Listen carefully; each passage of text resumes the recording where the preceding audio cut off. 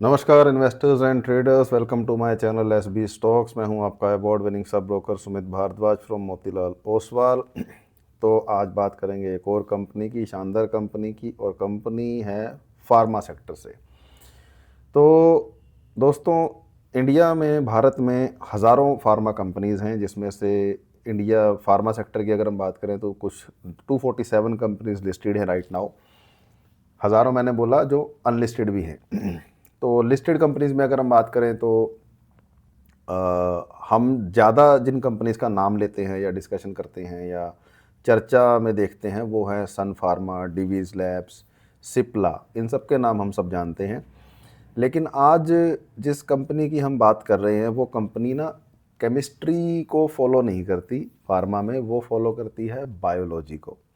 और एक बात और है कि ये कंपनी लेट लेजेंडरी, हम सबके गुरुजी, हम सबके रिस्पेक्टेड मिस्टर राकेश झुनझुनवाला जी सर के पोर्टफोलियो का एक हिडन जेम माना जाता था। क्यों? क्योंकि ये नॉर्मल मेडिसिन्स नहीं बनाती है। ये कंपनी करती है कॉम्प्लेक्स फर्मेंटेशन। अब ये कॉम्प्लेक्स फर्मेंटेशन क्या होता है आगे वीडियो में जाके समझेंगे। और ये बनाती है कॉम्प्लेक्स फर्मेंटेशन के एपीआईज। ठीक है। तो एक ऐसी टेक्नोलॉजी जिसमें एंट्री बैरियर इतना हाई है कि चाइना भी इसे इजीली compete नहीं कर पा रहा। ठीक है। अब इसमें आप बहस करोगे, कमेंट करोगे, करते रहो, बट जो सच्चाई है वो है। You can verify as you all know कि मैं पब्लिकली अवेलेबल डेटा या थोड़ा बहुत जो भी डेटा है वो रियल डेटा होता है। ठीक है। कुछ डेटा हमारा जो एज अ ब्रोकर हमें मिलता है हमारे टर्मिनल पे स्टडी करने के लिए, तो उसका थोड़ा सा बेनिफिट हमें मिलता है, 5-10%, बट 90-95% डेटा पब्लिकली अवेलेबल होता है। कंपनी का नाम बताने से पहले डिस्क्लेमर कि this video is just for education purpose, not a tip or advice. Consult your SEBI approved advisor before taking any kind of investment decisions, चाहे वो 1 रुपये का हो, चाहे वो 100 रुपये का हो, चाहे वो 100 करोड़ का हो। ठीक है। क्योंकि मेहनत के साथ पैसा कमाते हो, थोड़ा सा सूझबूझ के साथ यूज़ करना स्टार्ट कर दो। अनजाने में गलती हो जाए वो ठीक है, जानबूझ के गलती करोगे कब कब तक करोगे? तो जैसा कि मैंने अभी एक नया डायलॉग बुलाया इस साल में कि स्टॉक से पहले सेक्टर को देखो, सेक्टर से पहले अपने पोर्टफोलियो को देखो। पोर्टफोलियो बनाओ पहले, फिर सेक्टर ढूंढने जाओ कि उस किस तरह का पोर्टफोलियो आपने बनाया, उसमें किस तरह के सेक्टर्स होने चाहिए। क्योंकि सेक्टर्स चूज़ होंगे तो कंपनीज अपने आप आ जाएंगी। बट हम सबसे पहले स्टॉक के पीछे जाते हैं, तो स्टॉक के पीछे जाना बंद करो, सेक्टर और पोर्टफोलियो के पीछे जाओ। तो कंपनी जिसकी हम बात कर रहे हैं जस्ट फॉर एजुकेशन पर्पस, ताकि आप एज एन इन्वेस्टर अच्छे डिसीजन ले पाएं, दैट इज कॉनकॉर्ड बायोटेक। इसका शेयर प्राइस काफ़ी वोलेटाइल रहता है क्योंकि हाई बीटा कंपनी है। Price to earning ratios investors को एग्जिट करने के लिए मजबूर कर रहा है क्योंकि थोड़ा प्रीमियम है। पर बिजनेस फंडामेंटल्स क्या कह रहे हैं वही हम समझेंगे भी। क्या ये करेक्शन जो है वो एक बाइंग अपॉर्चुनिटी है या ट्रैप है? तो let's decode the data without any kind of फालतू का हाइप। तो सबसे पहले देखते हैं कि पिछले 6 से 8 महीनों में कंपनी के अंदर हुआ क्या है, कॉनकॉर्ड बायोटेक में हुआ क्या है। इसमें सबसे बड़ा नैरेटिव चेंज हुआ है सप्लाई ओवरहैंग का। मतलब आईपीओ के बाद से जो प्राइवेट इक्विटी इन्वेस्टर थे हेलिक्स के, अब हेलिक्स क्या है सर्च कर लीजिए, बापू लोग हैं, वो अपना माल बेच रहे थे, मतलब अपना स्टेक बेच रहे थे। तो जब कोई भी बड़ा इन्वेस्टर्स अपना स्टॉक बेचता है, वो जितना मर्जी कंट्रोल कर ले, वो हमारे हिसाब से बड़ा ही होता है। अब मतलब वो कहेगा ना जी मैं तो ½ % बेचूंगा, तो भी वो कई हजार करोड़ का बन जाता है। तो इसकी वजह से क्या होता है कि जो प्राइस है वो क्रैश करता है या हमारी भाषा में दब जाता है। ठीक है।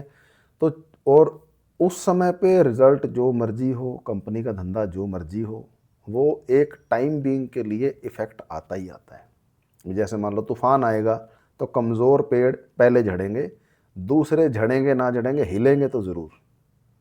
तो ऐसे ही तो जब भी ये चीज़ें होती हैं, चाहे वो मार्केट लेवल पे हो, चाहे वो सेक्टर लेवल पे हो, चाहे वो रूल्स लेवल पे हो, चाहे वो इस तरह की जो बड़े इन्वेस्टर्स की एंट्री एग्जिट होती है, तो there are different different verticals और हमारा काम है उन्हीं वर्टिकल्स को समझना और डिसीजन लेना ना कि किसी एक न्यूज़ पे पैनिक होना, ना ही किसी एक फालतू की बात पे पैनिक होना, या ख्याली पुलाव को दिमाग में बना लिया कि मुझे ऐसा लग रहा है। नहीं, कुछ नहीं लगाना है, डेटा के हिसाब से काम करना है। अब बेसिकली वो जो प्रेशर था हेलिक्स का वो एब्जॉर्ब हो चुका है, हजम हो चुका है। तो अब क्या है बिजनेस साइड पर, वो ये है कि इनका वालथेरा प्लांट कमर्शलाइज हो रहा है, अभी कंप्लीट नहीं हुआ है बट कमर्शलाइज हो रहा है। इसका इम्पैक्ट अब हमें रेवेन्यू नंबर्स में दिखना शुरू होगा धीरे धीरे। मैनेजमेंट ने क्लियर गाइडेंस दी है कि वॉल्यूम ग्रोथ मिड टीन्स में रहेगी, जो कि इस टफ मार्केट में एक स्ट्रॉन्ग सिग्नल माना जाएगा। ठीक है, कोर बिजनेस इकोनॉमिक्स या मोट की बात करें, क्योंकि रामदेव सर हमारे गुरुजी जो बोलते हैं कि बिना यूएसपी बिना मोट के धंधे में देखना भी पाप है। ठीक है, तो इनका मोट क्या है? इनका मोट है, मोट समझने से पहले इस बिजनेस को समझना जरूरी है कि इस बिजनेस में नॉर्मल फार्मा कंपनीज क्या करती हैं, वो केमिकल सिंथेसिस करती हैं, मतलब केमिकल्स को मिक्स करके दवाई बनाती हैं। अब ये जो कंपनी है कॉनकॉर्ड बायोटेक, ये क्या करती है? ये करती है फर्मेंटेशन। अब फर्मेंटेशन मतलब क्या होता है कि ये बैक्टीरिया और फंगी को यूज़ करके दवाई बनाती है, ना कि केमिकल्स को यूज़ करके। अगर केमिकल्स होते भी होंगे तो कम मात्रा में होते होंगे। अब इसमें फ़र्क क्या है? फ़र्क ये है कि सीधी सी बात, 100 बातों की एक बात, वैसे तो बहुत सारे फ़र्क हैं, बट जो हमारे लिए काम की चीज़ है कि फर्मेंटेशन बहुत मुश्किल है, आसान नहीं है। क्योंकि अगर टेम्परेचर 0.1 डिग्री भी हिला, मतलब 0.01% भी कोई गलती हो गई, तो पूरा का पूरा बैच खराब हो जाएगा। और यही इनका मोट है, क्योंकि इसमें इनकी स्पेशलाइजेशन है। जैसे मेरी स्पेशलाइजेशन किस चीज़ में आपको पता है? कमेंट करके बताओ। क्योंकि दुनिया में बहुत कम कंपनीज हैं जो कमर्शियल स्केल पर, अब नाम गलत ले लूँ तो डॉक्टर साहब अगर कोई देख रहे हैं तो बुरा मत मान जाना भैया, क्योंकि मैं डॉक्टर नहीं हूँ, ना मैं फार्मा एक्सपर्ट हूँ। बट अब ये नाम ही, जैसे रामदेव सर से पूछा गया कि जी आप फार्मा सेक्टर से क्यों दूर रहते हो, कहते हैं नाम ही उनके अजीब होते हैं, सॉल्ट के, केमिकल के, समझ ही नहीं आते। तो वही दिक्कत मुझे भी आने वाली है। बट चलो, कि दुनिया में बहुत कम कंपनीज हैं जो कमर्शियल स्केल पर इम्यूनो सप्रेसेंट्स, मतलब ऑर्गन ट्रांसप्लांट मेडिसिन बना सकती हैं। ठीक है, मैं दोबारा नहीं बोलूँगा, रिपीट करके सुन लेना। तो कॉनकॉर्ड बायोटेक आज ग्लोबल लीडर है इन टेक्रोलिमस एंड माइकोफेनोलेट के एपीआईज में। अब ये दो वर्ड आप गूगल भी कर सकते हो, चैट जीपीटी से पूछ सकते हो कि टेक्रोलिमस और माइकोफेनोलेट क्या बला है, इसका हमारी कंपनी कॉनकॉर्ड बायोटेक में क्या रोल है, और एज एन इन्वेस्टर हमारे लिए क्या ज़रूरी है। आप चाहते हो कि नहीं मैं इसकी डिटेल बाल की खाल निकाल के बताऊं, तो कमेंट कर दीजिए ये दोनों नाम, टेक्रोमिलिमस एंड माइकोफेनोलेट। अब ये कंपनी 70 से ज़्यादा कंट्रीज़ में एक्सपोर्ट करती है। इनका कंपटीशन लोकल प्लेयर्स से है ही नहीं। तो अगर आप इस कंपनी को local Indian companies, pharma companies से कंपेयर करोगे तो you are doing it wrong. आपको कंपेयर करना है ग्लोबल जाइंट से, ग्लोबल भी छोटी मोटी कंपनी से नहीं, बड़े हाथियों से। अब देखते हैं फाइनेंशियल रियलिटी के नंबर्स क्या बोलते हैं, क्योंकि नंबर्स और डेटा से और परसेंटेज से मार्केट में काम होता है। इमोशनल होकर कुछ नहीं होता, इमोशनल होकर लॉस होता है कि फियर में बेचा और फोमो में खरीदा। मार्जिन्स क्या बोलते हैं कॉनकॉर्ड बायोटेक के, कि जहां normal API companies 15 to 20% EBITDA margin के लिए स्ट्रगल करती हैं, कॉनकॉर्ड बायोटेक कंसिस्टेंटली 40% के आसपास एबिडा मार्जिन रिपोर्ट करती है, consistently, not a tip or advice. अब ये नंबर चीख चीख के क्या कह रहा है कि इनके पास प्राइसिंग पावर है। इनके कस्टमर्स, जो कि कौन है इनके कस्टमर्स? फॉर्मुलेशंस कंपनीज, वो जल्दी से इनकी ऑप्शन ढूंढने का काम नहीं करेगी, क्योंकि ऑप्शंस लिमिटेड हैं। ठीक है, दूसरा cash flow, company heavy capex कर रही है एक्सपेंशन के लिए, फिर भी इंटरनल एक्यूरेल्स स्ट्रॉन्ग है। डेप्ट का मेजर इशू नहीं है, क्योंकि बैलेंस शीट क्लीन है। लेकिन एक चीज़ नोट कीजिए कि API versus formulation mix, company अब धीरे धीरे फॉर्मुलेशंस, मतलब फॉर्मुलेशंस का मतलब क्या होता है, फिनिश्ड मेडिसिन, जो दवाइयाँ हम खाते हैं उसको बोलते हैं फॉर्मुलेशंस, फिनिश्ड मेडिसिन या टैबलेट्स, वो उसकी तरफ भी शिफ्ट हो रही है। तो ये एक और हाई रेवेन्यू सेगमेंट है, लेकिन यहाँ मार्जिन्स थोड़े से डाइल्यूट हो सकते हैं इनिशियली। अगर आप इस कंपनी में या इस सेक्टर में इन्वेस्ट करने की सोच रहे हो तो इस ट्रेंड को भी ध्यान देना ज़रूरी है। अब देखते हैं मैनेजमेंट एंड कैपिटल एलोकेशन। तो मैनेजमेंट का फोकस कहाँ है? मैनेजमेंट का सबसे ज़्यादा फोकस है सीडीएमओ बिजनेस पर। सीडीएमओ मतलब कॉन्ट्रैक्ट मैन्युफैक्चरिंग। बड़ी ग्लोबल कंपनीज कॉनकॉर्ड के पास आ रही हैं कि आप हमारे लिए ये कॉम्प्लेक्स मॉलिक्यूल बना दो, मतलब आइडिया वो लेके आ रहे हैं, बनाते ही हैं, और इसमें ये चैंपियन है। तो ये सेगमेंट बेशक अभी छोटा है, पर ग्रोथ पोटेंशियल सबसे ज़्यादा यही है, क्योंकि अगेन ऑप्शंस कम हैं। मैनेजमेंट ने डिविडेंड पे आउट भी स्टार्ट किया है, बट इनका मेन फोकस अभी री इन्वेस्टमेंट के ऊपर है, क्योंकि जो पैसा कमा रहे हैं वो वापस बिजनेस में लगा रहे हैं ताकि कैपेसिटी और एक्सपेंशन नेक्स्ट लेवल पे हो सके, ताकि ग्रोथ ज़्यादा आए। अब बात करते हैं वैल्यूएशन की। तो अब ये स्टॉक या कंपनी महंगा है कि सस्ता है? तो देखिए, कॉनकॉर्ड बायोटेक कभी भी आपको सस्ता नहीं मिलेगा in terms of PE. Price की बात नहीं मैं कर रहा, मैं बात कर रहा हूँ प्राइस टू अर्निंग्स। क्यों? क्योंकि जब 40% मार्जिन और हाई एंट्री बैरियर हो तो मार्केट ऐसी कंपनीज को ऑटोमेटिकली प्रीमियम प्राइस देता है, क्योंकि उनको उसकी फ्यूचर वैल्यू पता होती है। अगर आप इसे नॉर्मल केमिकल कंपनी से कंपेयर करेंगे तो ये एक्सपेंसिव लगेगा, ठीक है। लेकिन अगर आप इसे स्पेशलिटी बायोटेक कंपनी से कंपेयर करेंगे तो वैल्यूएशन ऑटोमेटिकली जस्टिफाई हो जाएगी। तो फिलहाल वैल्यूएशन यूफोरिया जोन में नहीं है, लेकिन डीप वैल्यू भी नहीं है। दोनों चीज़ें हैं, मतलब ना इधर ना उधर। Basically it is Fairlie priced for the growth it promises. Growth आएगी बिजनेस में तो शेयर प्राइस अपने आप फॉलो करेगा। लेकिन अगर आप उनमें से हैं जो सिर्फ प्राइस देखते हैं तो भगवान मालिक। अब देखते हैं रिस्क। अगेन अच्छी बातें बहुत हो गई, हालांकि मैंने यहाँ आज अच्छी बातें कम करी है, मिक्स बातें ज़्यादा करी है। बट मैंने क्या करी है, जो डेटा है, मेरा तो काम है आपको डेटा बताना। तो सबसे पहला रिस्क है, सबसे बड़ा रिस्क है, like any other pharma companies, that is US FDA regulatory का रिस्क भी। इनका बिजनेस एक्सपोर्ट हैवी है, जैसे कि यूएस एंड यूरोप के अंदर।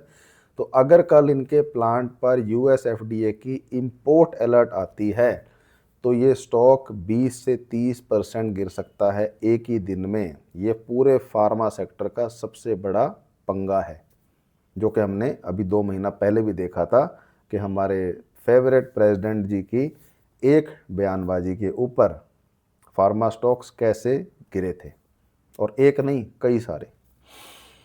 दूसरा, हर कंपनी की तरह रॉ मटेरियल कॉस्ट के फर्मेंटेशन के लिए पावर और रॉ मटेरियल्स अच्छी खासी मात्रा में लगते हैं। तो अगर इनपुट कॉस्ट बढ़ती है तो इनके जो 40% एबिडा मार्जिन्स है वो सस्टेन करना थोड़ा सा कंपनी के लिए मुश्किल हो सकता है। अब इन्वेस्टर्स के लिए क्या है? तो सबसे पहले Concord Biotech is not a trading stock, ठीक है। ये एक नीश प्रॉक्सी प्ले है in fermentation complex generic medicine with a massive technical moat. तो अब आपको क्या करना है कि नॉट जस्ट दिस स्टॉक, किसी भी स्टॉक में अगर आपको सिर्फ ट्रेड करना है तो मेक श्योर वो निफ्टी 500 के यूनिवर्स में हो, क्योंकि that is the best way to check कि वो वॉल्यूम में है। वॉल्यूम का मतलब लिक्विडिटी इशू नहीं आएगा। लिक्विडिटी इशू क्या होता है कि आज आप खरीदना चाहते हो, मिल नहीं रहा, बेचना चाहते हो, बिक नहीं रहा। तो इसका बेस्ट तरीका एक है कि निफ्टी 500 के बाहर मत जाओ। दूसरा, मेक श्योर कि अगर आप उसके बाहर भी जाना चाहते हो या निफ्टी 500 नहीं जाना चाहते तो किसी भी स्क्रीनर पर जाके डेली वॉल्यूम लगा लीजिए। 2 लाख 1.5 लाख शेयर कम से कम हो ट्रेडेबल एवरी डे, तो उसके ऊपर ट्रेडिंग करने की सोचिए। अब स्कैल्पिंग, इंट्राडे, बीटीएसटी और स्विंग ट्रेडिंग आप सिर्फ चार्ट देख के कर सकते हो। आपको ये जो पूरी कहानी मैंने सुनाई आपको सुनने की ज़रूरत काफ़ी हद तक नहीं पड़ेगी, बट आपको टेक्निकल चार्ट में एक्सपर्ट होना पड़ेगा। मैं इस कंपनी की बात ही नहीं कर रहा, मैं इस स्टॉक की बात नहीं कर रहा, मैं एक जनरल ओवरव्यू दे रहा हूँ। लेकिन अगर आप पोजिशनल ट्रेडिंग या थोड़ी सी हैवी अमाउंट में स्विंग ट्रेडिंग करने की सोच रहे हैं तो आपको फंडामेंटल और बिजनेस ओवरव्यू समझना ही पड़ेगा। और अगर आप लॉन्ग टर्म इन्वेस्टर हैं तो फंडामेंटल रेशोज बाद में, पहले बेसिक धंधा कंपनी का, सेक्टर समझना, फिर मोट समझना, और फिर अगेन वही 4 बातें, what to buy, when to buy, how much to buy, when to sell. चाहे ट्रेडिंग करो चाहे इन्वेस्टमेंट करो, और उसके बाद इन्वेस्टर हो तो राइट पोर्टफोलियो एलोकेशन के 5 स्टॉक का पोर्टफोलियो बनाओगे, 10 स्टॉक का बनाओगे, 15 स्टॉक्स का बनाओगे, 20 का। अगर 20 से ज़्यादा का बना रहे हो तो भगवान आपका मालिक। और ट्रेडर बनना चाहते हो किसी भी स्टॉक में या किसी भी एसेट में या इंडेक्स में या कमोडिटी में, तो risk to reward is very very crucial, कि लॉस कितने का करोगे, प्रॉफिट कितने का करोगे। तो ये सारी चीज़ें हैं।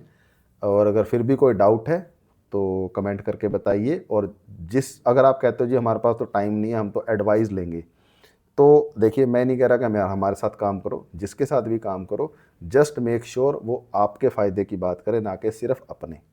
भी ब्रोकर और एडवाइज़र को ये लालच ना हो कि हमारी फ़ीस बन जाए, हमारी ब्रोकरेज बन जाए। वो ये भी देखें कि इन्वेस्टर क्या क्या कंडीशन है, क्योंकि देखिए अच्छे समय में तो सब अच्छा है, लेकिन भगवान ना करे जब कोई बुरा समय आता है तो असली चीज़ पता लगती है। जैसे अभी ये सोना चांदी में हुआ, तो हम अपने इन्वेस्टर्स, अपने ट्रेडर्स के साथ कंधे से कंधा मिला के खड़े हैं आज भी। तो आपको ये देखना है कि क्या आपका ब्रोकर, आपका एडवाइज़र या जो भी लोग आपके साथ इस स्टॉक मार्केट की चीज़ में या इन्वेस्टमेंट में जुड़े हैं, क्या वो आपके साथ हैं, या वो सिर्फ तभी आपको रिंग करते हैं जब उनको कुछ अपना फ़ायदा करना होता है। तो इन सब चीज़ों का ध्यान रखिए। भगवान आप सबका भला करे। वीडियो कैसा लगा कमेंट करके बताइए। अगला वीडियो किस टॉपिक के ऊपर बनाया जाए वो भी कमेंट करके बताइए, और चैनल को सब्सक्राइब करें। See you in the next video. Ending the video with a final disclaimer that this video is just purely for education purpose, not a tip or advice. Consult your SEBI approved advisor before taking any kind of investment decisions. Thank you. Take care.